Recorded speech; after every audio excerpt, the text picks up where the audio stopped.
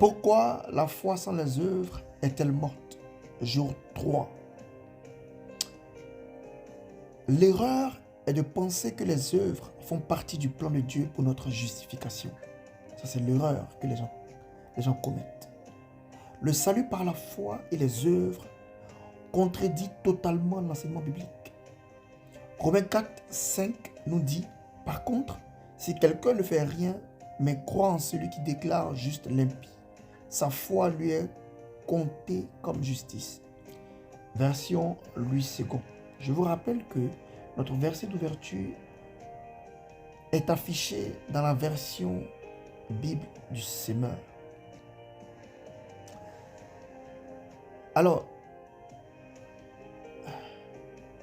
Jacques 2, 26 ajoute « La foi sans les œuvres est morte ». Ces passages ne sont pas contradictoires, non, pas du tout. Nous sommes justifiés par la grâce, par le moyen de la foi, et notre foi produit naturellement des œuvres visibles devant tous. Nous ne sommes pas justifiés par les bonnes œuvres que nous accomplissons après avoir été sauvés, non.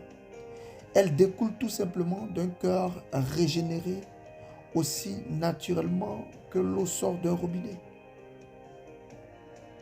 En vérité, notre salut est un acte souverain de Dieu par lequel un pécheur perdu est purifié par le bain de la nouvelle naissance et le renouvellement du Saint-Esprit et naît de nouveau. Au moment de sa régénération, Dieu lui donne un nouveau cœur et met en lui un nouvel esprit. Il prend son cœur de pierre, endurci par le péché, et le remplit du Saint-Esprit, qui le pousse ensuite à marcher dans l'obéissance à la parole de Dieu.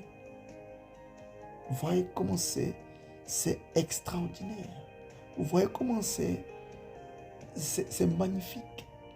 Mais malheureusement, beaucoup de personnes pensent que cela est trop beau pour être vrai. Laissez-moi vous dire que c'est la vérité absolue. Il n'y a aucune autre vérité après cette vérité. Aucune. Louange à Dieu.